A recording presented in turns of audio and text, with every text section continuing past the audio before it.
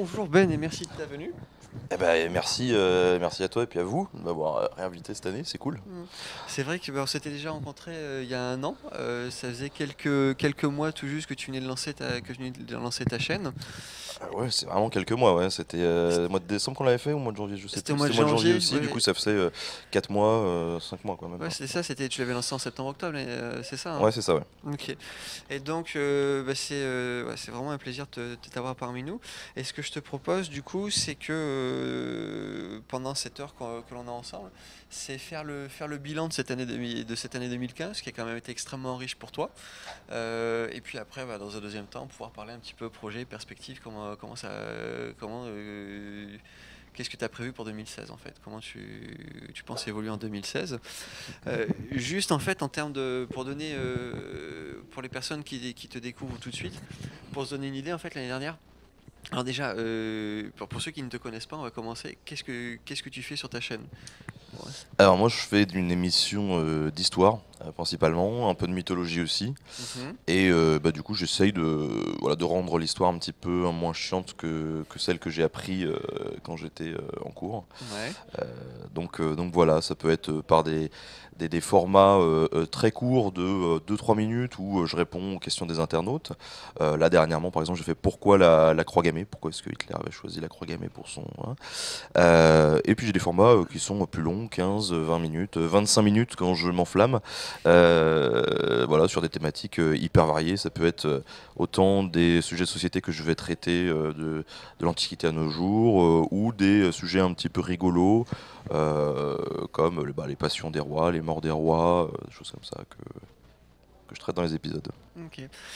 Et du coup, pour juste donner, pour donner une idée en fait un petit peu comment ça s'est passé pour toi, à l'époque du coup, moi j'ai compté, tu avais une vingtaine de vidéos, tu avais préparé une vingtaine de vidéos, tu avais quelques dizaines de milliers de personnes qui te suivaient, et aujourd'hui du coup, t'as quasiment produit une vidéo par semaine depuis cette époque-là. Tu as plus de 200 000 abonnés sur ta chaîne, c'est quand même énorme comme explosion.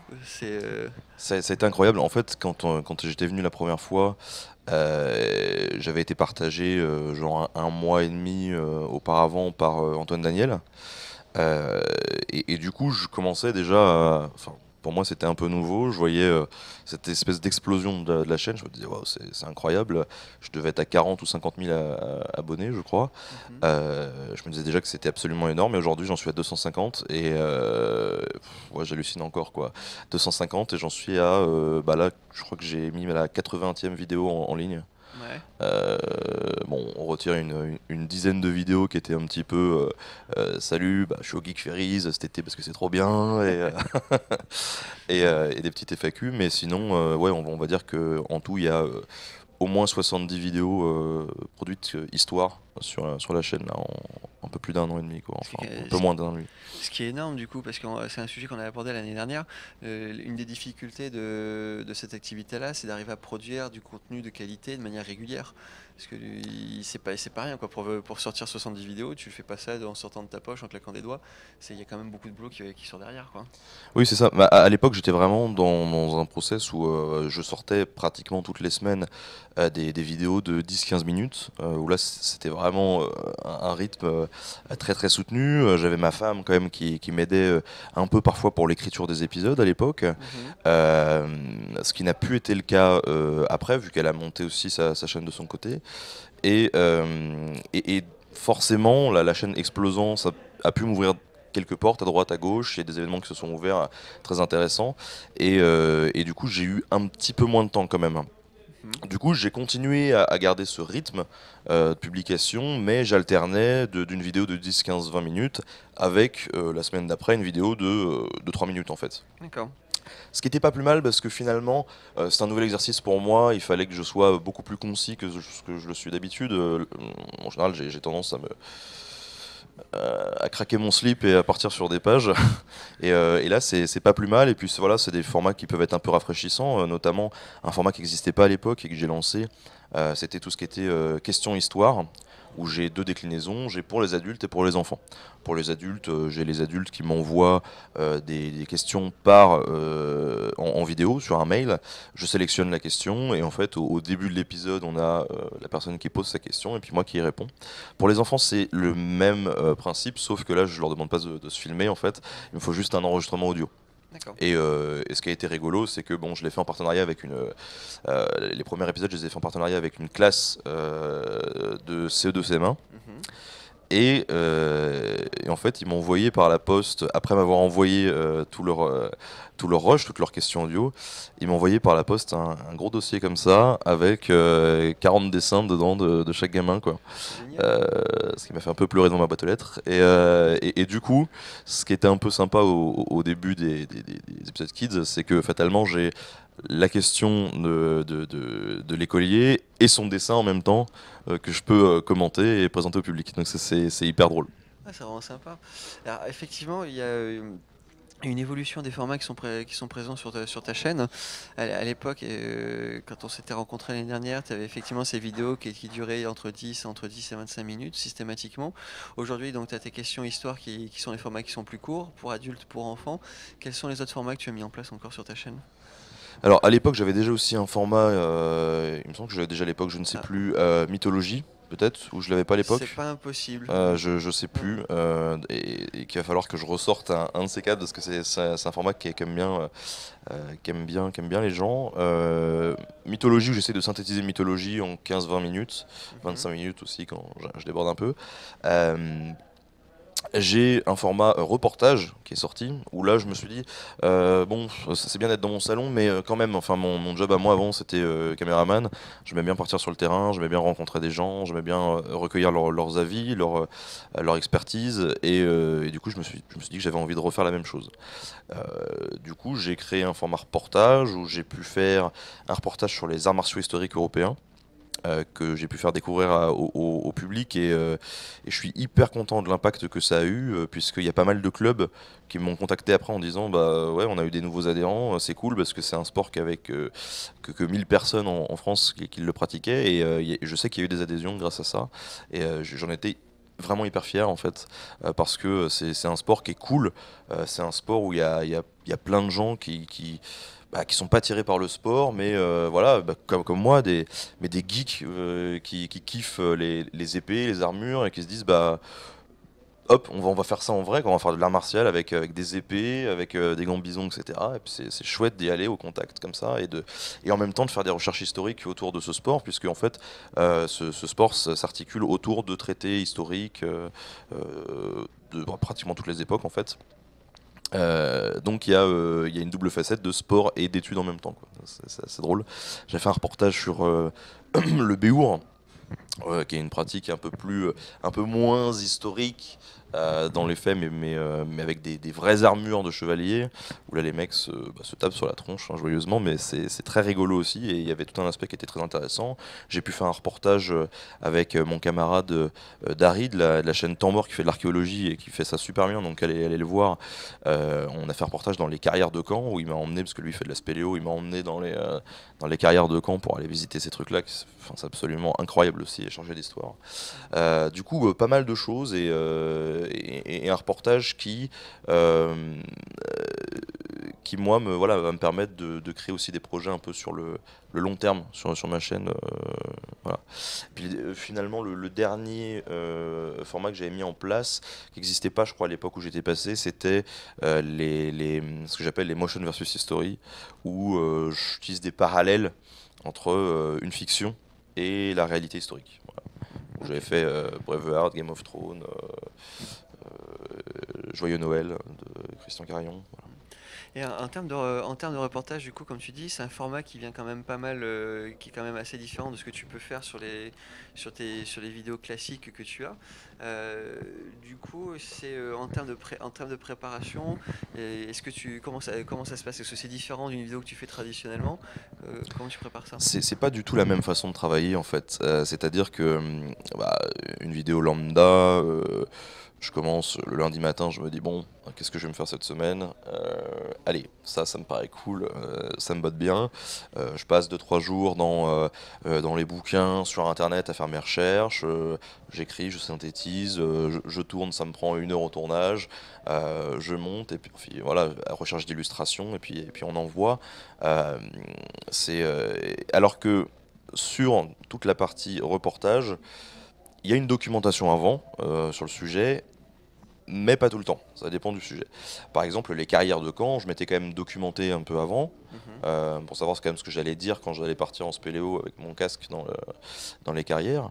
Mais c'est surtout aussi mon pote Dari qui m'a filé pas mal d'anecdotes sur le lieu, et puis bah, j'ai découvert un peu le lieu comme ça, et au fur et à mesure, c'est aussi lui qui expliquait face caméra ce qu'on était en train de voir. Moi, j'introduisais un petit peu le discours, quoi. Euh, sur des reportages comme les arts martiaux historiques européens, par exemple, euh, en fait, je me suis pas renseigné. Parce que justement, je voulais vraiment avoir posé mes questions en live direct à quelqu'un en interview, en fait. Ok. Et du coup, j'ai pu faire, je sais pas, 5, 6, 7 interviews, et je posais toutes mes questions niaises sur ce sport. Voilà, j'y connaissais rien, donc toutes les questions qu'un débutant, qu'un mec un peu intéressé peut se poser. J'ai eu mes réponses, et après, c'est là où tu fais tes interviews, 1 ou 2 journées de tournage où tu fais plein de coupes. Tu vas filmer un mec qui se tape sur la tronche, un mec qui est en train de mettre son casque, un mec voilà, qui est en train de s'habiller, des échauffements. Et c'est après au montage que ça se passe. Mm.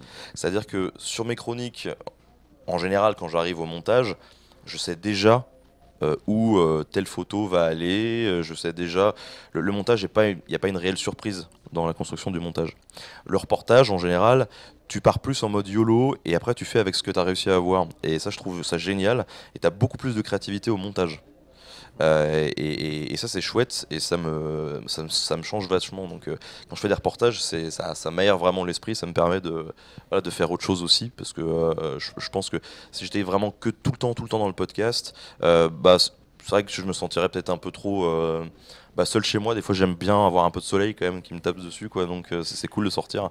Enfin, pour sortir dans les carrières, effectivement, il n'y a pas beaucoup de soleil qui me tape dessus, mais c'est chouette de sortir et puis d'aller au contact des gens, quoi. Mm. Effectivement, ça donne ça donne toute autre dimension où effectivement là tu vas vraiment c'est l'occasion de s'ouvrir encore plus du coup sur l'extérieur, avoir ce contact là, c'est quand même vraiment sympa quoi. Mm. Ah oui, oui, c'est génial. Et puis voilà, bon, pour le futur, hein, ça me permet aussi de me projeter, de me dire, tiens, bah, si je faisais une série de reportages sur tel thème, et voilà, là c'est ce que je suis actuellement en train de préparer. Ça fait déjà, je sais pas, 3 4 mois que je suis en égo, machin, pour essayer de choper des rendez-vous, etc. Ça fait 4 mois que j'ai commencé, j'ai fait, allez, 2/5 de ce que je veux, et encore. Donc ça va me prendre encore plusieurs mois pour le finir. Donc je sais pas si je vais découper ce petit reportage en plein de petites pastilles facilement digérables, et puis que par la suite je vais tout agréger dans un gros reportage. Je sais pas si je vais attendre le gros reportage. Voilà, je verrai bien, mais Euh, sur cette année, du coup, effectivement, en termes de contenu, il y a quand même des évolutions qui sont significatives dans ce que tu as proposé à ton public. Euh, quels ont été pour toi les événements, les moments forts, les événements marquants de cette année 2015? alors tout d'abord, pardon. Il y a le fait que bah, les gens se sont mis à de plus en plus me suivre sur Tipeee Mhm. au départ. Du coup, ça m'a permis très rapidement de changer tout mon matos. Et ça, c'était génial, parce que du coup, j'ai eu vraiment un bond qualitatif qui a été bah, super appréciable, même pour moi. Euh, et moi qui suis très nul en son, par exemple, j'ai pu m'acheter un super micro, ce qui fait que le son n'est pas parfait, mais vu que le micro est quand même bien, je réussis à avoir un truc qui est audible. Donc là, je suis content là-dessus. Est-ce que Donc tu peux juste expliquer ce que c'est que Tipeee, du coup, pour les personnes qui connaîtraient pas? oui, bien sûr, en fait, c'est une plateforme de, de crowdfunding, on va dire. En gros, ça permet aux gens de soutenir un vidéaste bah, qu'ils apprécient en lui faisant un don que ce soit ponctuel, mensuel, voilà. Mais pour nous, c'est super cool. Moi, c'est une des grosses parties de mes revenus quand même. Euh, donc c'est vraiment chouette. Et surtout, donc, au début, avant de me permettre de vivre, ça m'a permis d'investir dans du matos. Ouais. Et ça, c'était cool, parce que ça m'a vraiment permis, voilà, de faire ce que je voulais. Ensuite, fatalement, il y a eu bah, du coup la création de mon entreprise. Mhm. Parce que bah, pendant quelques mois j'étais au chômage et du coup bah, je jonglais entre voilà, le chômage et puis ce que j'avais et puis à un moment donné je suis arrivé à un stade où voilà, ça y est, je pouvais me payer. Donc bah, j'ai créé ma boîte, une auto-entreprise. Et bah ça ouais, ça a été un très gros événement parce que pour moi du coup c'était la concrétisation du fait que du chômage où je me faisais chier, j'ai décidé de créer Nota Bene pour passer le temps. Bah, en fait, j'ai retrouvé un boulot parce que du coup, c'est devenu mon boulot. Donc, vraiment. Euh, donc, ça, je l'ai créé en mai. Et pour moi, c'était voilà, c'était génial. Quoi. C'était un peu un rêve de me dire que un truc comme ça peut devenir réalité. Euh, j'ai eu un gros événement qui m'a marqué aussi cette année. Ça a été ma rencontre abonnée en fait. Puisque à travers toutes les créations que j'ai fait, bon, voilà, je me suis fait plaisir sur les sujets, etc. Mais surtout, c'est peut-être juste avant Antoine Daniel ou après, je sais plus. J'avais fait une promesse à mes abonnés en leur disant, bah voilà, il faut qu'on se fasse un truc, une petite teuf, voilà, avec tous les gens qui aiment l'histoire, et ça serait cool de se retrouver. Et c'est vrai qu'on n'était pas, on était quand même beaucoup, mais pas à ce point-là. Et le temps passait, je me disais, oh là là, ça va pas être possible, on va pas pouvoir faire cette grosse fête, parce que dans mon idée au départ, c'était on se réunit dans un parc et ça va être là, on va faire des ateliers, des petits trucs comme ça va être sympa. Et là, on était passé à, je sais plus, j'étais à plus de 100 000 abonnés. Je me suis dit, bon là, si j'organise un truc, j'aurai des soucis avec les gendarmes, ça va être horrible. En fait, il se trouve que par le biais de l'émission, j'ai rencontré le propriétaire d'une des plus vieilles forteresses médiévales de France au sud de Tours, euh, la forteresse de Montbazon. Et pour blaguer, je regarde le lieu, je fais ouais, c'est un truc comme ça qu'il me faudrait pour la rencontre. Et alors que le mec, honnêtement, n'y connaissait absolument rien YouTube, Mhm. mais parce que voilà, il avait entendu quelques-uns de ses employés lui dire ouais, Nota Bene, c'est sympa. Il a fait bah, bon, bah, ouais, vas-y, allez, on y va quoi. Et donc ça a été un pari pour lui et du coup je l'ai remercié 10 000 fois d'avoir cru en ça et puis on a pu faire une soirée de taré quoi de 5 heures de l'après-midi jusqu'à 5 heures du matin. Eux ils nous avaient fait plein de surprises dans l'animation. On avait des ateliers du Moyen-Âge, des métiers du Moyen-Âge, on a eu des spectacles enfin des combats de chevaliers, on a eu un spectacle historique avec Richard Cœur de Lion, on a eu un spectacle pyrotechnique avec des jongleurs de feu qui sont venus. Et puis moi j'avais ramené plein de potes youtubeurs et de minuit à 5 heures du matin on s'est enquillés tous des conférences autour de l'histoire où Mhm. j'avais demandé bah, vous faites ce que vous voulez mais autour de l'histoire. Et donc on s'était lâché jusqu'à 5 heures du mat, on avait fait 6 ou 7 conférences.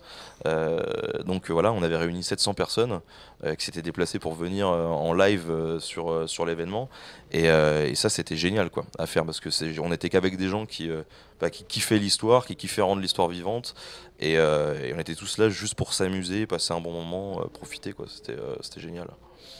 Ça c'était un gros, c'est un très très beau souvenir de cette année. Et d'ailleurs on en reparlera peut-être après, mais c'est pour ça qu'on va remettre ça cette année aussi. Cool. Mm.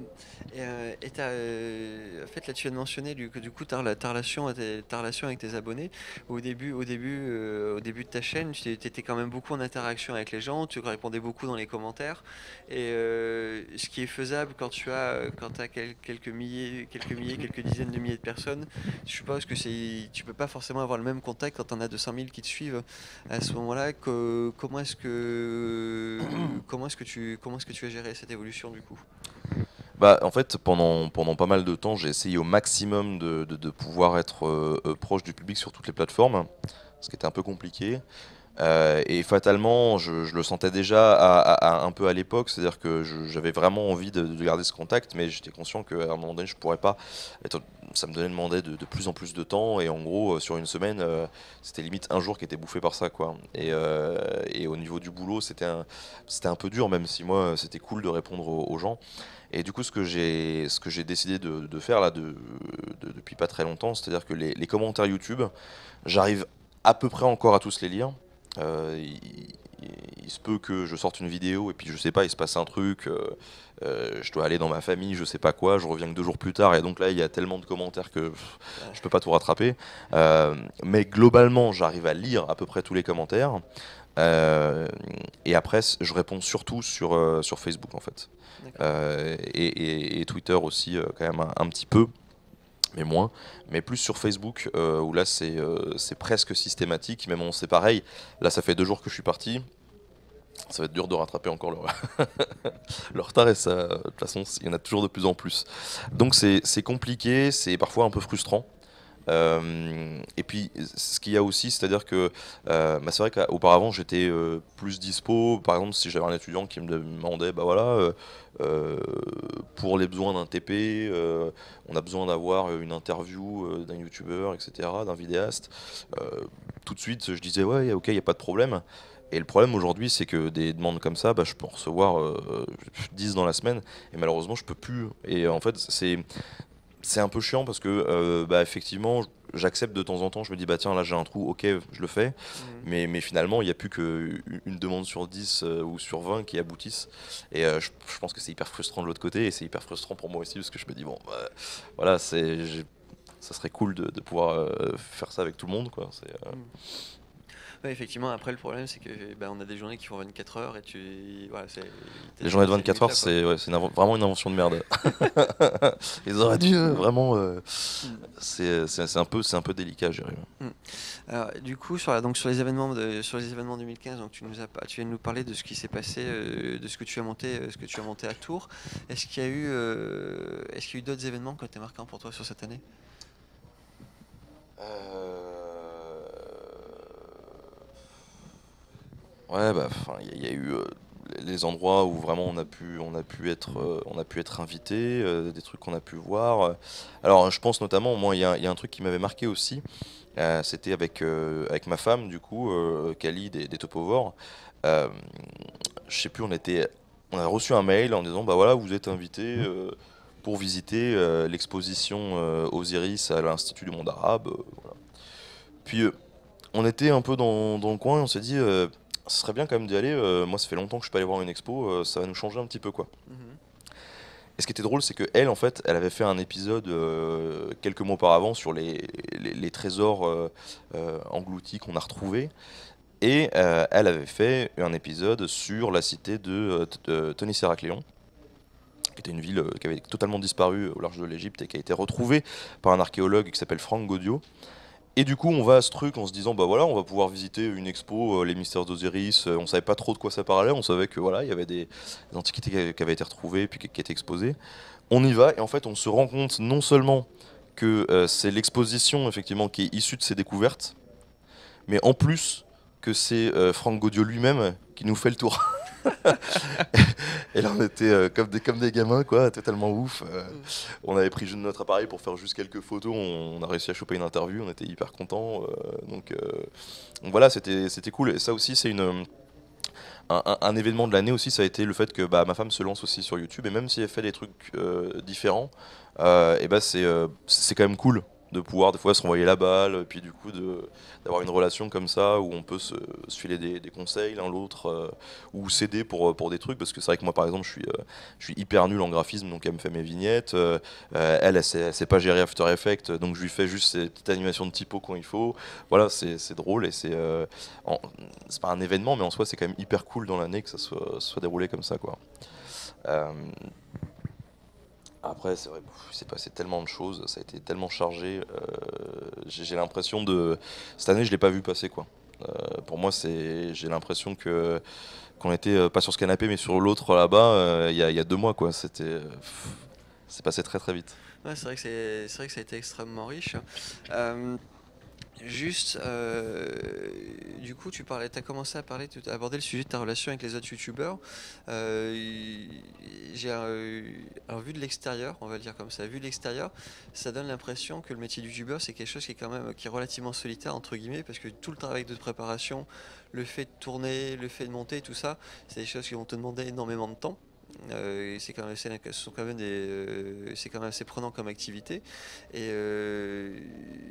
ce que j'aurais peur à titre perso, ou si j'étais youtubeur, c'est du coup que ça me prenne tout ça, que ça me prenne tellement de temps, c'est du coup de pas forcément avoir assez d'interactions ou manquer des interactions avec d'autres youtubeurs et qui peuvent avoir un regard et qui peuvent avoir ce regard extérieur, te dire ah ce que tu as fait là c'est bien, attention à ça, tu vois, pouvoir interagir, pour pouvoir gagner en maturité, pour pouvoir devenir quelqu'un enfin pour faire mieux le job entre guillemets. Et toi du coup est-ce que c'est quelque chose que tu as constaté ou est-ce que c'est quelque chose que tu as constaté? Alors c'est sûr que ça peut paraître, c'est souvent un métier, hein, enfin quand c'est un métier, hein, sinon ça peut être aussi une passion qu'on fait en dehors de son boulot, et c'est très bien. Mais c'est une activité en tout cas qui est assez solitaire. Ça c'est clair. Après, les interactions avec les autres youtubeurs, enfin moi pratiquement tous les soirs je me connecte sur un Mumble, pour ceux qui savent pas c'est une espèce de TeamSpeak ou de Skype quoi, où je retrouve des potes voilà, vidéastes. Et puis on discute de choses et d'autres, et puis souvent bah, je sors une vidéo avant de la publier, je vais l'envoyer à deux trois potes, et je leur dis bon bah voilà, t'en penses quoi réellement, et je sais que ces potes là vont me dire tiens fais gaffe là t'as merdé ou autre. Et il y a quand même des échanges qui se font. Il y a des échanges qui se font aussi sur les lieux de rencontre, comme les conventions, comme les événements comme ça, comme les Geek Ferries. Comme cette nuit, il y avait la nuit originale, où voilà, on a rencontré pas mal de monde, on se retrouve, c'est chouette. Euh, Moi, l'interaction avec les autres youtubeurs, elle se passe à un autre niveau aussi. C'est que depuis l'année dernière, euh, je m'étais dit, ça serait quand même bien d'avoir une espèce de relecture collaborative en fait des scripts. Mhm. Puisque on n'est jamais à l'abri d'une coquille, et ça serait bien quand même d'avoir des retours d'experts et tout. Puis bon, j'avais laissé un peu cette idée de côté, et puis à un moment donné, d'ortibéologie, Léo on avait reparlé, je sais plus où, et je me suis dit bon vas-y, faut le faire. Et du coup j'ai contacté tous mes potes youtubeurs histoire. J'aurais dit bon les mecs, je forme un groupe sur Facebook. On va s'appeler les forces d'intervention historique, voilà, genre hyper humble. Et je leur ai dit le but, c'est que avec YouTube, on se crée tous un réseau. On a tous des gens qui nous suivent. On a autant des gens, des amateurs entre guillemets, éclairés ou pas, que des professeurs d'université parfois. Et ben, il faut essayer de choper les profs d'université, les maîtres de conférences, les vrais historiens, etc. Et de les inviter dans ce truc pour leur dire, bah voilà, si vous avez envie de participer aux relectures collaboratives du YouTube Histoire, bah venez. Et puis comme ça, sur les petits épisodes, pour les gosses ou même pour les adultes en général, vu que je vais pas très loin dans le développement, que ça reste quand même des trucs assez généraux, je vais pas proposer les scripts sur ce groupe-là, je vais pas embêter les gens, voilà. Par contre, sur des épisodes de 20 minutes, eh ben, je balance le script en général et je le laisse à dispo entre 24 et 48 heures. Mhm. Et là, j'ai souvent des gens qui me font des retours et qui me disent ok, nickel, ou tiens, peut-être que tu pourras ajouter ça en précision, ça serait chouette. Ou alors, ah, fais gaffe, ça, pas bon. Et du coup, ça permet, même si on peut pas éviter parfois certaines boulettes, mais ça permet de limiter la casse si à un moment donné, je sais pas, on a fauté sur une source ou autre. Et ça permet d'assainir un petit peu tout ça, quoi. En plus de pouvoir enrichir les scripts. Puisque par exemple, j'avais fait mon épisode sur Braveheart, que j'arrive toujours pas à prononcer. Et au départ, c'était 17 ou 18 erreurs historiques sur Braveheart. Et en fait, il se trouve que dans le groupe qu'on a, on a un doctorant en histoire écossaise. Du coup, le mec, Il maîtrise un petit peu le sujet. on a commencé à tchatcher ensemble sur Facebook. Mais il faut, ouais, mais il y a ça aussi, il y a ça, ça s'est transformé en 25 erreurs historiques. Je me suis dit, bon, bah, waouh, super quoi. Et donc, c'est chouette d'avoir des échanges comme ça avec des vrais pros qui, eux, pour le coup, savent vraiment de quoi ils parlent. Puisque moi, encore une fois, je le répète, hein, on en rigole beaucoup avec les autres potes aussi, youtubeurs histoire. Mais on n'est pas des experts dans notre domaine, quoi. Moi, je suis très loin d'être un expert en histoire. Et je kiffe ça et j'ai envie de faire passer des infos de manière ludique, mais j'ai pas. Il y a parfois des clés de compréhension que j'ai pas, ou un background que j'ai pas pour, bah voilà, pour débiter un script comme ça du jour au lendemain en 3 heures. Et ces personnes-là, c'est des gens qui ont ces capacités, qui peuvent aider, qui peuvent contrôler. Et donc bah, ça, c'est chouette, quoi. Et surtout, après, quand tu rentres dans les sciences, il y a toujours moyen de creuser plus, il y a toujours il va y avoir quelqu'un qui va mieux connaître que toi, qui aura plus l'info, et au fur et à mesure, en fait, tu te spécialises de plus en plus, et c'est pas forcément compatible avec l'activité que tu as. C'est un travail de vulgarisation, effectivement, et c'est un travail, tu vas travailler sur tes vidéos pendant 1, 2, 3 jours, plus suivant les besoins, mais du coup, tu peux pas, en fait, tu peux pas rivaliser avec un doctorant qui a bossé pendant 10, 15 ans sur le sujet. Bah non. Ouais, après, du coup, c'est très bien si tu peux avoir ces gens-là qui te passent un coup de main et qui t'aident justement à avoir cet œil critique. Ça rend super, quoi, d'avoir cette interaction-là. Oui, bah c'est clair, c'est clair. Mm. C'est vachement agréable. Puis voilà, après ça permet aussi de pouvoir échanger avec les autres potes vidéastes, de se dire éventuellement, bah tiens, moi je vais aller sur tel sujet, est-ce que quelqu'un a prévu un truc Parce Mm. que ça arrive souvent malgré nous, qu'on se catapulte ou qu'on grille l'autre voilà, sans le faire exprès. Et moi, bah, d'ailleurs, j'ai tellement la tête dans le guidon que j'avais pas capté, par exemple, que j'ai sorti mon épisode sur la croix gammée le 13, je crois, enfin il y a quelques jours, il y a 3 4 jours, et j'avais pas capté, genre que quelques jours avant, ou peut-être 1 ou 2 semaines avant, j'avais 2 autres potes qui avaient fait des sujets qui étaient vraiment proches, quoi. Mhm. Et du coup, le soir même, alors que j'avais sorti la vidéo, le soir même, ils avaient prévu un live dessus. Et il m'envoie un message Facebook en disant mais mon point Godwin et tout. Je dis bah quoi, comment ça? Il fait bah oui, moi, mon émission et tout. Et ah mais merde, c'est vrai que ça peut arriver. Mais bon, voilà, ça permet de se mettre en relation et puis des fois du coup de se renvoyer la balle. Moi du coup j'ai pu mettre sa vidéo en annotation dans la description. En disant bah vous voulez en savoir plus, allez-y, c'est cool. Puis lui, bah au début de son live, il a mis une annotation en disant bah voilà, Ben a sorti une vidéo dans la journée, allez voir, quoi. Donc Mhm. c'est chouette. Ouais, c'est sympa du coup de voir que c'est une émulation plus une compétition du coup. Ah oui, bah enfin clairement. Alors il y a une théorie plus ou moins vraie qui dit que oui, en gros, il y a un gâteau, ça version un peu capitaliste. Il y a un gâteau qu'il faut se partager, et ça c'est le nombre de viewers, et quoi qu'il en soit, quand tu as un nouvel acteur dans le milieu, et bah voilà, ça te prend des parts et tout. Pff, ouais, ok, d'accord. Mais en fait, je crois que pratiquement aucun vidéaste ne le voit comme ça, quoi. Mhm. À chaque fois qu'il y en a un nouveau qui débarque, et on le voit même en histoire, il y en a encore qui débarquent, notamment il y a Manon Bril qui a débarqué il y a pas très longtemps avec une émission où elle parle de mythologie et tout, et c'est génial. Et très vite, elle s'est fait sa place dans le petit groupe de vidéastes histoire, parce que voilà, c'est juste génial ce qu'elle fait. Euh, et, euh, et voilà, je viens de perdre le fil de ma phrase. Euh, Donc on parlait d'émulation plus que de oui, compétition et le fait que du coup ouais, vous étiez en mode d'échange et que vous partagez enfin il n'y a pas de question de savoir qui c'est qui va avoir la plus grosse part dans le gâteau quoi. non, parce qu'au final, voilà, on se renvoie tous la balle, on est tous hyper contents de bosser ensemble des fois, voilà, et puis de voir le boulot des autres aussi. Et puis il y a aucune personne, et ça je crois que je l'avais déjà dit à l'époque, on est une dizaine à faire de l'histoire, et sur cette dizaine, il y a personne qui fait le même truc, quoi.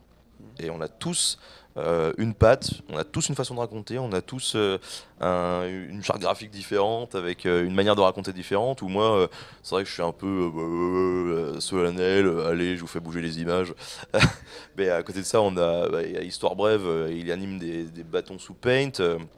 Manon Bril qui se met devant des graffitis dans la rue, où c'est vachement vivant, avec un parler beaucoup plus Jones et direct, quoi. Voilà, on a Parlons Histoire qui est plus sur le programme scolaire. C'est hyper drôle en fait de voir euh, toutes ces variantes. Il y a 10 000 façons d'apprendre et elles sont toutes cool, quoi. Hmm.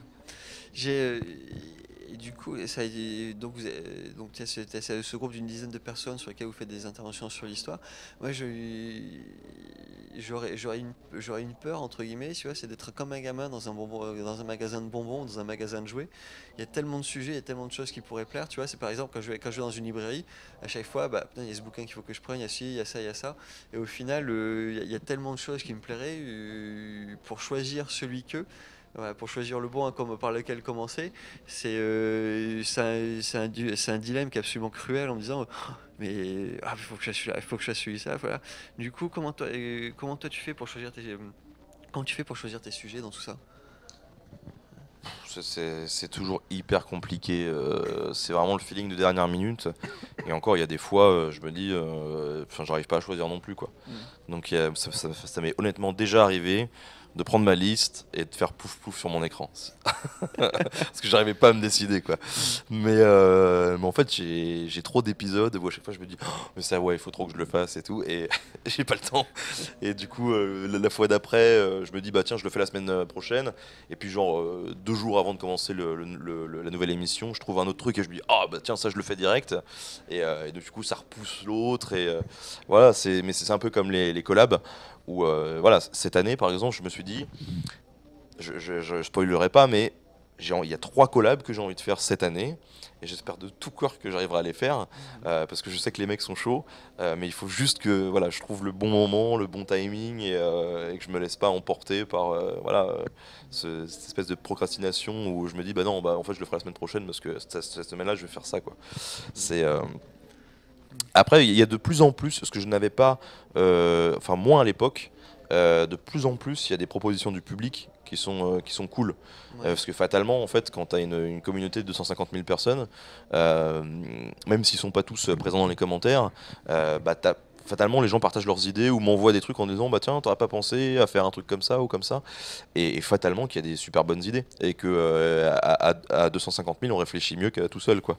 Donc, donc ça m'arrive des fois de recevoir des mails et de me dire pas con, je vais le noter. Ça m'est même déjà arrivé qu'il y ait des gens qui m'envoient genre tiens, bah, tu pourras peut-être faire ça et qui m'envoient 2 3 bouquins au passage qui en parlent. Et ça, c'est génial parce qu'après, tu vois, je peux aller voir effectivement et voir si ça vaut le coup ou pas. Et c'est cool. Tu viens de mentionner le fait de faire des collaborations. Si je me trompe pas, cette année déjà, t'as déjà fait des collaborations. Je t'ai vu intervenir sur des vidéos chez d'autres personnes. J'en ai fait pas mal, hein. Ouais. Et quelque chose que tu n'avais pas fait auparavant, du coup, si je me souviens bien. Pas beaucoup au début. En fait, pour être honnête, au début, si tu veux, j'étais un petit peu en mode pas chien fou, mais ouais, un peu foufou, un peu niais. Ce qui fait qu'en gros, quand je recevais des mails de mecs que je connaissais pas et qui me disaient ouais, ça te dit de faire genre une apparition, un truc, n'importe quoi. Où je disais ouais. Et puis en fait, si tu veux, quand j'avais mon tournage, j'avais mon script.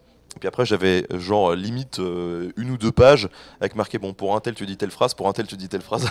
Et moi, ça me faisait juste marrer en fait d'envoyer tout ça. Et si tu veux, je saisis pas bien l'importance du truc, quoi. Ce qui fait que finalement, là, je me suis retrouvé il y a 2 semaines, maintenant que la chaîne a bien progressé, à me dire mais tiens, en fait.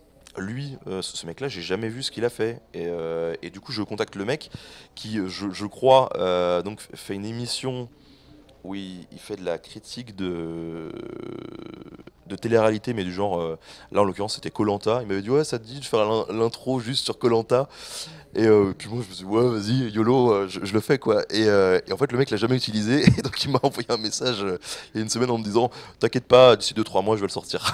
Donc Bon. je me retrouvais j'ai retrouvé le mois d'il y a un an, un an et demi, qui fait une petite phrase sur koh. Enfin c'est rigolo, quoi. Euh, Aujourd'hui, je sélectionne quand même un peu plus les apparitions que je peux faire. Les vrais collabs, pour moi, c'est-à-dire les trucs où on écrit à 2 mains, etc., il n'y en a pas eu tant que ça. Ouais. Après, il y a eu pas mal de petits caméos dans des émissions de potes, etc. Les vrais collabs, il me semble qu'à l'époque déjà, j'avais peut-être déjà fait avec Léo de Dirty Biology. On l'avait déjà fait, je crois, sur l'accouchement. Une très grosse collab que j'ai faite cette année, ça a été avec Nico de la chaîne Pilote qui fait des séries. Et on s'était fait 2 épisodes sur Game of Thrones. Et là, c'était vraiment écriture à deux mains, voilà, où on faisait un petit peu de mise en scène et trucs. C'était chouette, quoi. Il y avait un vrai boulot à deux d'écriture, et ça, c'était génial. C'était vraiment génial à faire. Ok. Ça prend fatalement plus de temps, mais c'est vraiment génial.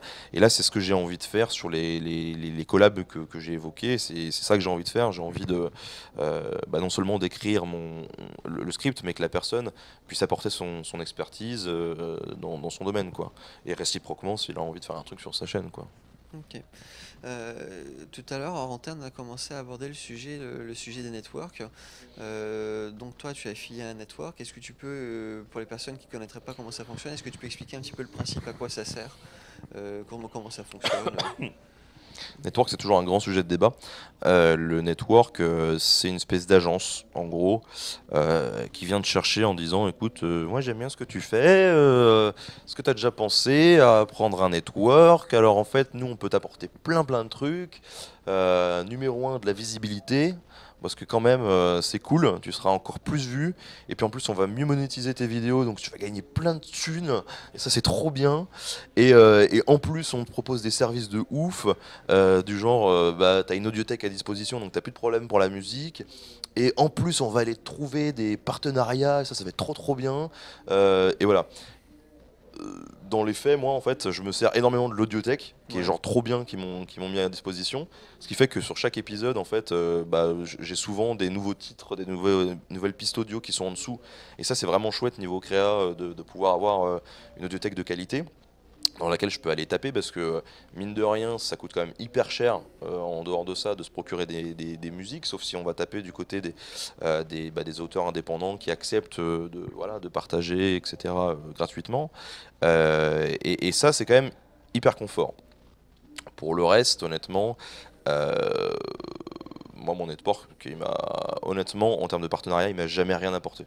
Ok. Et c'est-à-dire que moi, niveau partenariat, alors c'est autant partenariat, on va dire, financier, tu vois, placement de produits, pour être tout à Mhm. fait clair, que des partenariats du genre échange de visibilité ou autre. Euh, Niveau placement de produits, ils m'ont jamais rien apporté. C'est-à-dire que après c'est pareil, enfin j'ai des exigences. Je leur ai dit placement de produit, moi je suis pas contre du tout. Mais par contre, il faut que ça soit hyper bien fait, et surtout faut que ça soit hyper cohérent avec ce que moi je propose. Oui. Donc allez pas me proposer de la pub pour Haribo, quoi, parce que no way, quoi. Je suis un gros consommateur de Coca, non, je ferai pas un truc sponsorisé pour Coca, quoi. Bah Même oui. si j'ai tout le temps ma bouteille à côté de moi en conférence, non, quoi. Euh, mais par contre, j'avais reçu des propositions qui n'ont pas abouti, mais par exemple pour mettre en valeur le métier de prof de par l'éducation nationale. Je dis bah ouais, ok, je veux bien faire un épisode de commande là-dessus, il n'y a aucun problème, parce que mettre en valeur le métier de prof, c'est cool, et ça correspond tout à fait à ce que j'ai envie de faire. On m'avait proposé aussi à un moment donné de faire un truc sur l'apprentissage, sur l'alternance. Hmm. Et là, en fait, je leur disais, bah, les mecs, moi, il est déjà dans mes sujets prévus, donc oui, enfin, pas de problème. Donc, tout dépend de. Voilà, après, les partenariats pas rémunérés, mais de visibilité ou de fun, là, j'en ai un qui va se faire, là, ça va être le prochain épisode. C'est des partenariats où, voilà, t'as pas d'échange financier, mais par contre, le mec dit, bah, tiens, moi, je te permets d'utiliser mes images. Et Mhm. puis bah voilà, toi tout ce que tu as à faire, tu fous un lien dans la description et puis on est content, quoi, tu vois. Ok. Et du coup là en l'occurrence ça peut être intéressant parce que bah voilà, t'as moyen de faire un petit truc fun avec je sais pas moi, une série, un film, un dessin animé où tu peux réutiliser les images sans avoir aucun problème de droit parce que les mecs t'es sûr qu'ils les ont cédés, Mhm. et là c'est rigolo. Voilà, donc t'as ce genre de truc. Après, ce qu'il faut bien avoir en tête, c'est que ce network, effectivement, pour tous ces services, tous ces grands services qu'il te rend, il te prend une bonne part de ton chiffre d'affaires. YouTube, il touche pas à Tipeee et tout, heureusement. Oui. Mais en l'occurrence, moi, quand j'ai signé, j'étais à 2000 abonnés. Ils sont venus me chercher au berceau en me promettant monts et merveilles, et ils m'ont dit, bah, tu nous files 40% de tes revenus, quoi. Bon, ça fait un peu mal. Après, il faut avoir conscience aussi que ces networks-là, ça peut protéger contre les revendications de droits d'auteur. Donc ça a quand même son utilité. Et Mhm. a priori, j'ai des potes qui étaient chez des networks, qui du jour au lendemain se sont barrés parce que ouais, il y en a marre de se faire exploiter comme ça. Et toutes leurs vidéos se sont retrouvées démonétisées parce que atteinte au droit d'auteur, etc. Donc a priori, il y a quand même une utilité à ça. Maintenant, 40% c'est cher payé. Moi, j'avais renégocié, j'étais passé à 30. Voilà, et puis j'espère que le taux va évoluer encore, parce que 30% du chiffre d'affaires, c'est encore beaucoup pour utiliser juste des musiques, quoi. Ouais, en plus c'est du chiffre d'affaires, c'est pas du profit entre guillemets quoi. Donc c'est Ah quand bah même si c'est énorme. tu touches, admettons, tu touches 1000 balles sur ton mois, là, tu leur files 300 balles, quoi. Tu Ouais, vois, ça pèse. ça pèse un peu, quoi.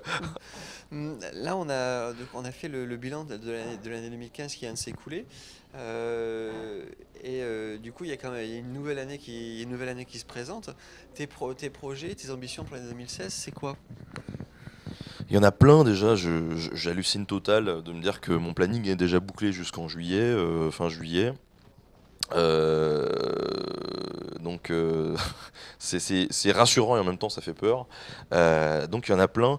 Tout d'abord il y a un projet que j'ai déjà annoncé sur ma chaîne et qui va arriver début février. Et ça a été vraiment absolument génial. C'est-à-dire que eh bien, fin 2015, j'ai été contacté par le musée du Louvre Oui. qui m'a dit bah voilà, nous on a envie de bosser avec toi, donc bah écoute, qu'est-ce que tu dirais de faire un film, même deux films, un sur ta chaîne, un sur la nôtre, euh, que tu viendrais tourner au Louvre. Et donc un épisode de commande. Mhm. Qu'on peut assimiler à un placement de produit. Et du coup, je leur ai dit bah ouais quoi. Oui ok, pas de Laisse-moi problème. bien réfléchir, on sait pas. Et du coup, je me suis retrouvé à faire ces deux films et qui là sont quasiment terminés, voilà. Et, euh, et c'était génial de pouvoir aller tourner au Louvre, de me retrouver tout seul des jours de fermeture. J'étais justement avec Nico de Pilote qui était mon cadreur sur ces trucs-là, et de pouvoir se retrouver bah, tout seul devant la Joconde, sans personne autour, tout seul dans la grande galerie où pareil personne. Enfin c'est absolument incroyable quoi de se retrouver dans des lieux comme ça. Et quand t'as le mec qui nous dit oui bah la dernière qui est passée qui était toute seule là c'était Beyoncé, tu vois, je me dis bon c'est quand même cool d'avoir l'opportunité tu vois de faire ce truc là, parce que dans ma vie j'aurais jamais pensé pouvoir me retrouver tout seul devant la Joconde quoi, c'est un truc de taré. Euh, donc euh, donc voilà, ça c'est un très très beau projet et je suis hyper content de commencer 2016 comme ça, avec ce projet-là. Euh, Ensuite, bien j'ai l'écriture d'un bouquin. Alors là, c'est aussi, j'ai j'ai- j'ai plutôt des bons retours, mais je sais que j'ai lu à droite à gauche de temps en temps, ouais, encore un youtubeur qui va sortir un bouquin, blablabla. Euh, Moi, je trouve ça génial, pareil, et c'est un rêve de gosse aussi, quand j'ai quelques éditeurs qui vont me contacter pour, voilà, en me disant, bah écoute, si t'as envie, nous on t'ouvre nos portes et puis tu fais ce que tu veux. Je me suis dit, waouh, c'est aussi une chance de ouf. Mm. Euh, c'est souvent difficile de se faire éditer déjà quand on écrit des bouquins, etc. C'est une chance qu'on me laisse, il faut que je la saisisse et il faut pas que je fasse de la merde, quoi. Donc c'est vraiment un projet qui va être génial. C'est pour ça que j'ai annoncé au début de l'année que pendant les premiers mois, l'activité de la chaîne va être en deçà de ce qu'elle est actuellement, parce que je vais vraiment beaucoup me concentrer sur le bouquin, Mhm. puisque, comme je le disais dans cette vidéo, en gros le bouquin, ça va être un truc que j'ai déjà abordé en fait dans Nota Bene, Mhm. mais dans le contenu du bouquin, euh, il y aura, allez, 20% maximum de redites de ce que j'ai dit dans l'épisode. Et quand je dis redites, c'est 3-4 exemples qui faisaient une page à l'origine et que je vais en faire 6 ou 7. Mhm. Mais tout le reste, j'ai vraiment envie que ce soit du contenu original qui ne sera jamais sur la chaîne.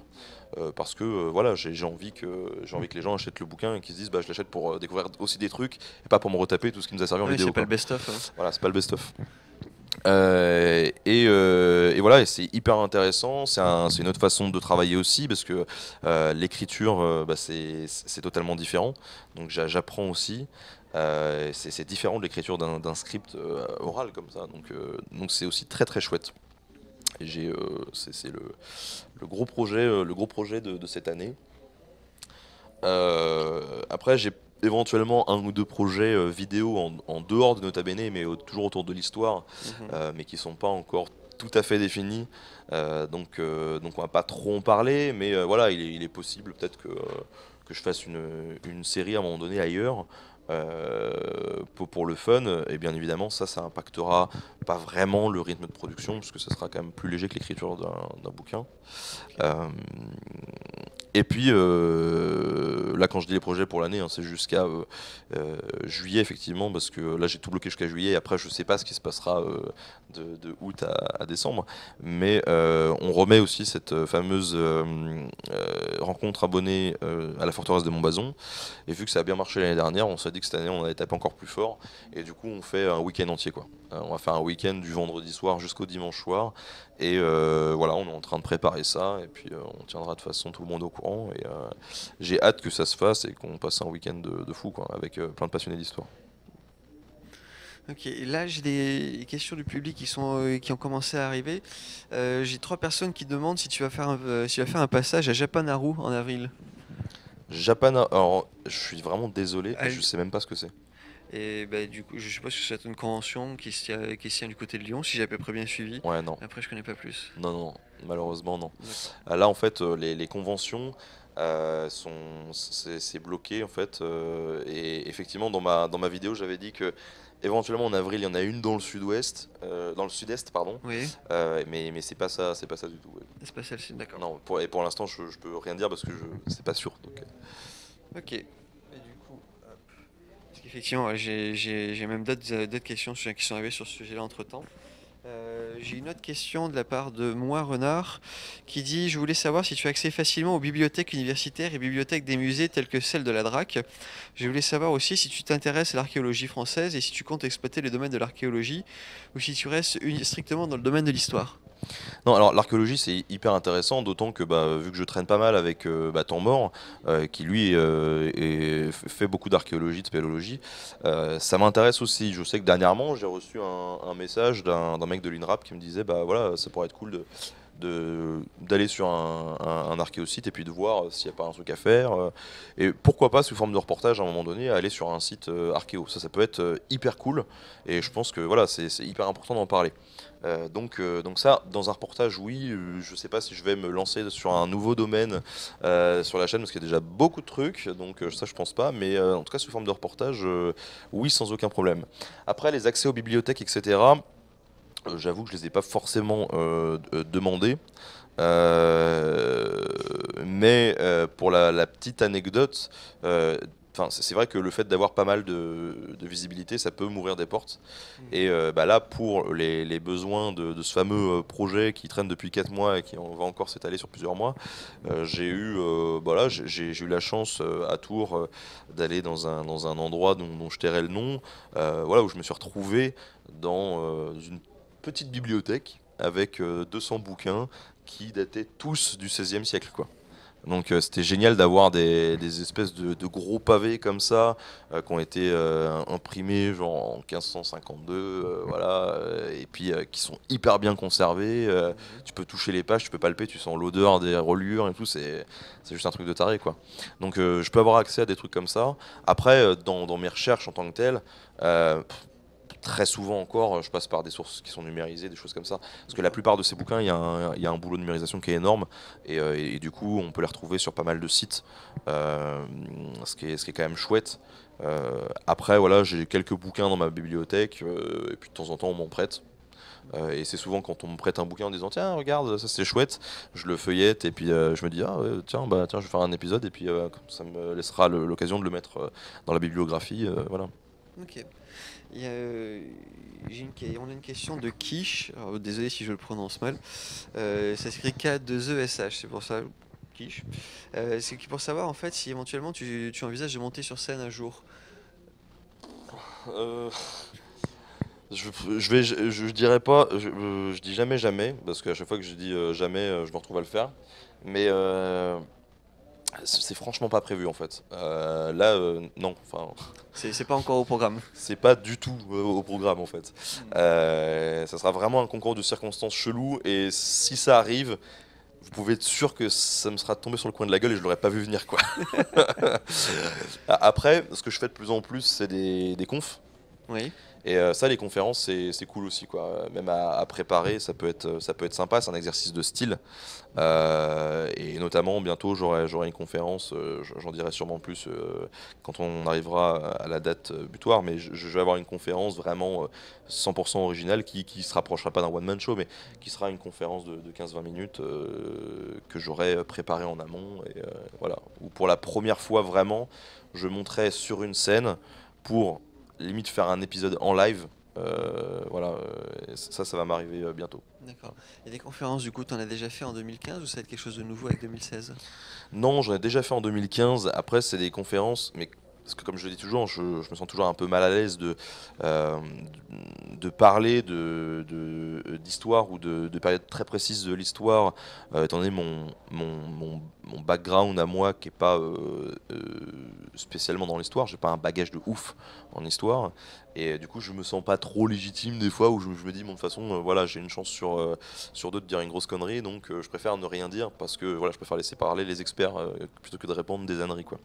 Mhm. Donc la plupart des conférences en fait que j'ai pu faire, j'en ai fait il y a pas très longtemps à Bordeaux avec Dave d'Histoire Brève et Hugo de Confession d'Histoire. Bah, c'est sur des conférences sur la vulgarisation et sur la vulgarisation de l'histoire. D'accord. C'est ce qui revient souvent, où là ça va, je maîtrise à peu près le sujet vu que c'est ce que je fais depuis maintenant un peu plus d'un an. Après, bah voilà, c'est-à-dire que bah, cette nuit j'ai fait la nuit originale, il y avait un petit quiz histoire. Bon, je brasse couler, mais j'arrive à m'en sortir sur des petites questions. Maintenant, voilà, c'est sûr que si on commence sur des trucs très pointus, c'est pas possible. Donc ça reste des conférences qui tournent autour de YouTube, autour de la vulgarisation, du fonctionnement de la vie d'un vidéaste, des choses comme ça. Mais j'espère me faire mon petit catalogue de conférences histoire au fur et à mesure, comme un vrai petit conférencier, Mhm. parce que je trouve ça chouette aussi, et quand on arrive à bien le faire, c'est cool, quoi. D'accord. Et celle que tu as faite, du coup, juste pour les personnes qui te suivent sur YouTube, les personnes qui vont apprécier le boulot que tu fais, est-ce que tu les annonces en ligne, du coup, en amont? Ça se passe comment de ce côté-là? Alors, souvent c'est un peu délicat, puisqu'il y a des fois ça se prévoit au dernier moment, puis des fois je vais pas faire juste une vidéo spéciale pour ça, ou alors j'oublie de le caser en fin de vidéo. C'est des événements qui sont très ponctuels, et la plupart du temps, quand il y a des trucs comme ça dans des universités, ou comme j'ai pu le faire à Rennes aussi, des interventions dans des bibliothèques que j'avais fait avec Patrick Beau et Hubert de Metallica. Eh bien, ça, je l'annonce plutôt sur Facebook, Twitter, en D'accord. fait. Donc, il est vrai que pour ces trucs-là, il vaut mieux me suivre sur les réseaux sociaux, où il y a il y a des événements en fait que je communique pas dessus sur la chaîne, mais je communique dessus sur Facebook, Twitter, quoi. Voilà. D'accord. D'accord. Alors, et du coup, pour rebondir sur la communication avec les personnes qui te suivent, donc il y a ta chaîne YouTube sur laquelle tu as publié tes vidéos, Facebook, Twitter sur lequel du coup tu vas être en interaction, du coup, comme tu disais tout à l'heure, plus échanger avec les gens, annoncer les événements. Est-ce que tu as d'autres canaux de communication? Alors, euh, j'ai testé quelques-uns. Alors, Instagram, ça a l'air cool. Et peut-être que je m'y mettrai. Mais après, le truc, c'est que j'ai jamais le réflexe d'aller prendre les photos, les machins. Après, je suis sur Vine. Genre, j'ai quelques Vines où j'essaie de faire des trucs rigolos qui me faisaient marrer. Mais en fait, je poste assez rarement. Mhm. Et non, ce qui était drôle, c'était pour Snapchat. Où là, bah, j'avais un festival qui m'avait contacté en disant ouais, on a envie de vous inviter, machin, nanana, est-ce que ça vous dit? Ouais, ok. Ils m'ont dit ouais, mais par contre, faut avoir une communauté Snapchat pour relayer l'événement. Je me suis dit ouais, bon, ça fait un peu chier d'y aller pour relayer le truc sur Snapchat. Et je me suis dit, bon, bah, en fait, c'est quand même l'occasion même si je vais pas au festival, j'y ai pas été, de me dire, bah tiens, je vais me créer un compte Snapchat, parce que ouais, ça peut être cool. Mhm. Et du coup, je me suis créé un compte Snapchat, j'ai tweeté direct en disant, ouais, venez sur Snapchat, c'est trop bien, j'ai fait mon compte. Pendant une journée, j'ai essayé d'utiliser le truc, et j'ai trouvé ça tellement merdique que le lendemain, je retweetais en disant, arrêtez, de toute façon, j'y retournerai plus. Donc voilà, pour l'instant je me limite à ces canaux-là et à mon site web que j'ai créé, notabenemovies.com, où en fait pour l'instant, bah, il y a, sous forme d'articles, il y a tous les épisodes qui sont sur le site. Et éventuellement, si à un moment donné, je sais pas, j'ai envie juste de créer un article texte, je me ferme pas la porte à ça, je pourrais le poster dessus, quoi. D'accord.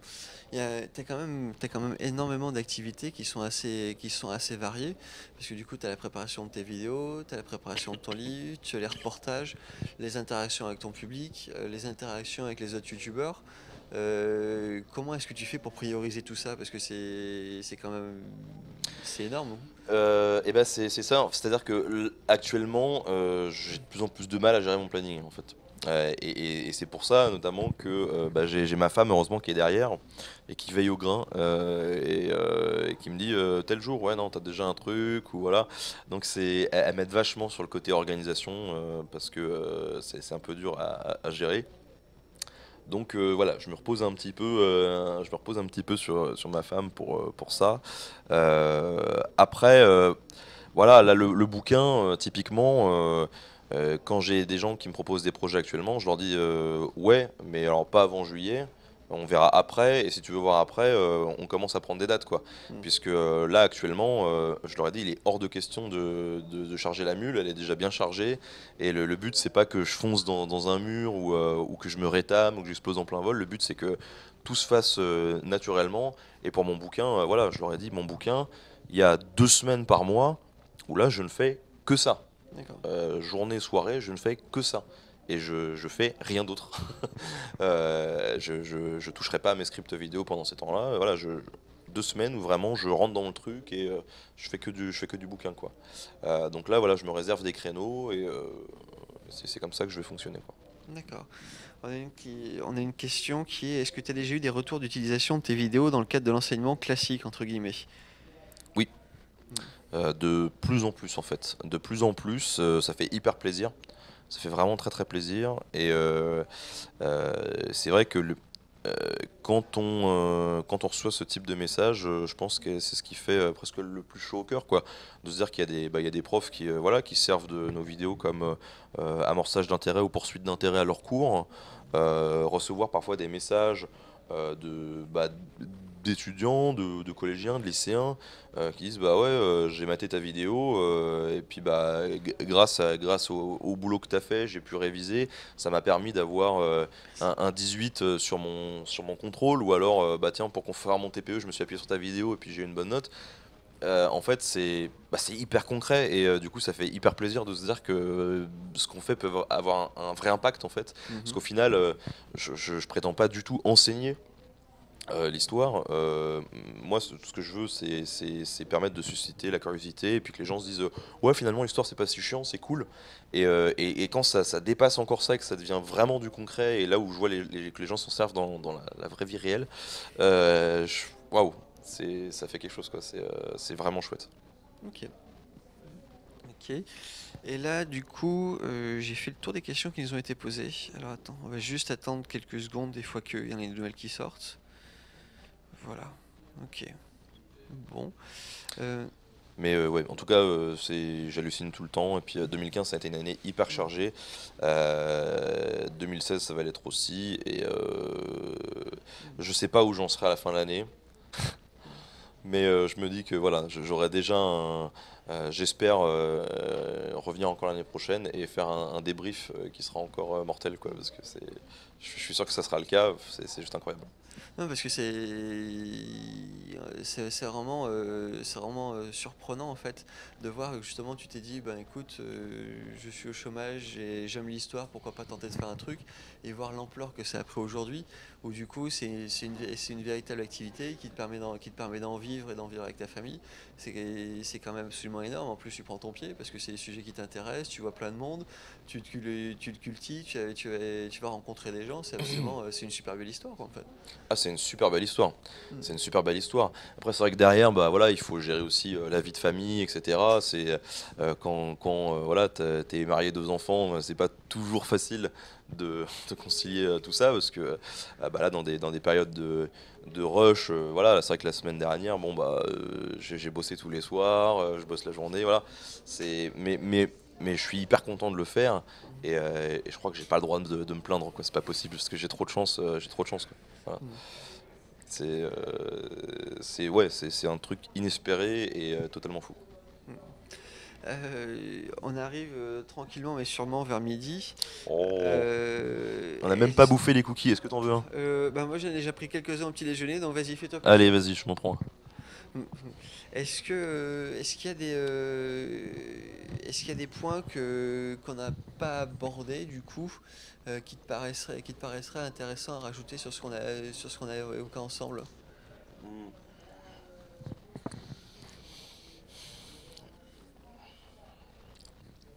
Ce que je disais dans ma vidéo au début d'année, c'est que en fait, ce que j'ai vraiment envie de développer cette année, c'est des relations avec des institutions.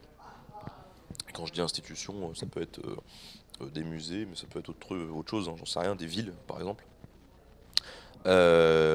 Parce que mon gros kiff aussi, c'est de me dire, bah voilà, j'ai envie de rendre un peu l'histoire vivante aussi Mhm. et plus concrète en allant sur des lieux. C'est ce que j'ai fait avec le Louvre. C'est ce que j'ai fait aussi en fin d'année. L'année dernière, il y a eu un projet que j'ai fait aussi, qui a été une application mobile avec la ville de Saint-Quentin, dans le nord-est de la France, qui a une histoire sur la Première Guerre mondiale qui est hyper chargée. Et en gros, ils m'ont dit, bah voilà, on fait une appli, c'était l'office de tourisme. Il m'a dit, on fait une appli pour la ville. Où en gros c'est une appli qui va te permettre, tu es dans la ville, tu lances l'application et en fait tu as un parcours de 2 heures touristique à travers la ville Mhm. où bah, tu prends ton téléphone, il te dit bon bah voilà là tu marches 200 mètres, tu vas ici, tu arrives à l'endroit et là tu as non seulement genre une photo par exemple du bâtiment que tu es en train de regarder mais à l'époque, Mhm. mais tu as aussi genre des détails sur ce qui s'est passé à l'époque pendant la guerre. Et puis tu as une petite histoire qui est racontée par deux protagonistes, une Allemande et un Français. Et tu as un espèce de personnage un peu savant qui pose le contexte historique. Et du coup, ils ont fait appel à moi justement pour poser la voix. Ouais. Et c'était hyper cool de pouvoir participer à la création de cette appli mobile et de faire la voix en fait pour cette appli parce que voilà c'est aussi hyper concret et que bah, quand tu vas dans la ville tu sais pas vraiment comment aborder la ville, bah tu balances le truc et puis là tu peux vraiment vivre l'histoire dans la ville quoi. Et c'est vrai que moi ils m'ont présenté, j'étais là-bas pour la présentation de l'appli et effectivement avoir la photo avant du bâtiment où tu es devant, c'est un truc de fou aussi. T'es transporté dans le temps tout de suite. Et voilà, et faire des trucs comme ça, pour 2016, ça me plairait bien aussi. J'ai peut-être un projet justement de grand reportage où je vais pouvoir partir comme ça, donc on verra ce que ça donne. Mais c'est des trucs c'est des pistes que j'ai envie d'explorer aussi. Mm. Et est-ce qu'éventuellement, ce travail-là, ça peut être l'occasion de rebondir vers des médias entre guillemets plus traditionnels, que ce soit de la radio ou éventuellement de la télé? Alors moi j'ai jamais été hostile à la télé, même si globalement il y a quand même pas mal de trucs qui me font un peu gerber. Euh, mais il y a des initiatives qui sont quand même bonnes sur certaines chaînes. Donc si on me propose un truc, why not? Après il faut voir quoi. Il faut voir quoi, et dans tous les cas, faut pas que ça empiète à mort sur l'activité YouTube, Mhm. qui pour l'instant est encore hyper importante pour moi, parce que voilà, je suis très très libre, il n'y a pas toute cette pression administrative derrière, ou de prod, ou de machin. Donc faire des trucs en prod et tout, ouais, why not? Mais bon, il faut que ça soit justifié, il faut que je sois sûr de prendre mon pied quand je le fais, et voilà. C'est clair. Après la radio, why not, on verra bien. Tout ça, c'est un peu les hasards de la vie. Et ce qui peut être intéressant, moi je me ferme pas ces portes-là non plus parce que je pars du principe que si on veut s'adresser au plus grand nombre, bah, Internet c'est un bon endroit, mais il y a plein de gens qui sont pas sur Internet. Oui. Et donc pouvoir aller les chercher dans d'autres médias aussi, pourquoi pas les amener sur Internet, ça peut être cool.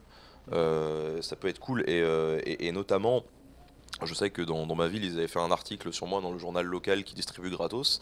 Bah, j'ai eu des voisins qui sont venus me voir en disant ah, mais je savais pas que vous faisiez des trucs machin, j'ai été voir, c'est cool. Alors qu'ils allaient jamais sur YouTube. Mhm. Et ça, c'est chouette de pouvoir aller toucher un public qui de prime abord, va pas aller vers des contenus sur YouTube, quoi. Mhm. Ou sur une autre plateforme. Comme Dailymotion qui revient en force avec Chroma. Voilà.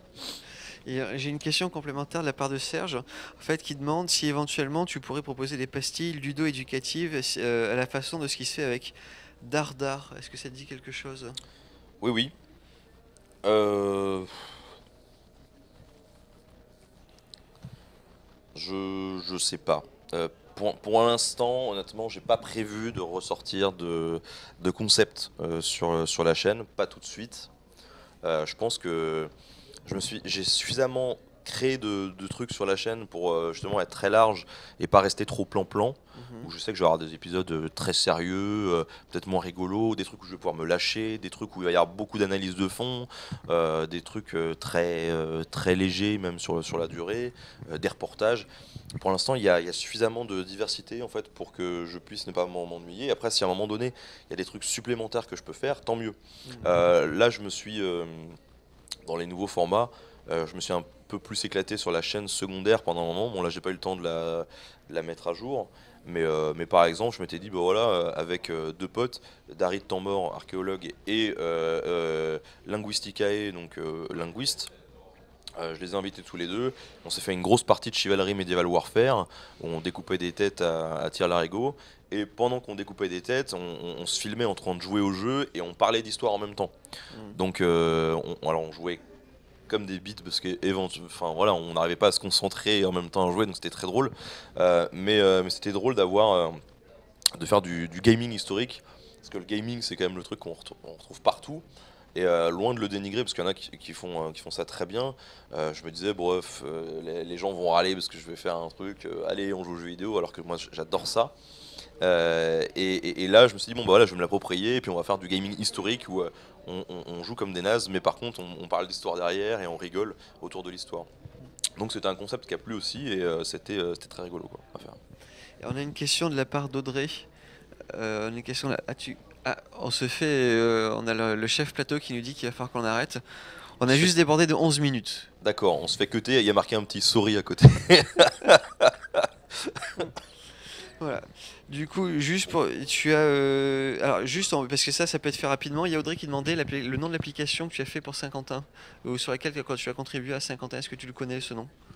Je crois que sur Google Play, à mon avis, il y a juste à taper Saint-Quentin ou guerre Saint-Quentin. Ça doit être la Ok. première guerre Saint-Quentin peut-être. Et on peut trouver assez facilement l'application qui est gratuite. Savoir que si on est sur place, directement il y a la fonction de géolocalisation qui disent ok, il faut que tu ailles à 2 km, etc. Si tu es à plus de 5 km en gros du lieu, tu peux avoir directement accès à toutes les fiches et donc à toutes les voix off, etc. Donc ça c'est cool.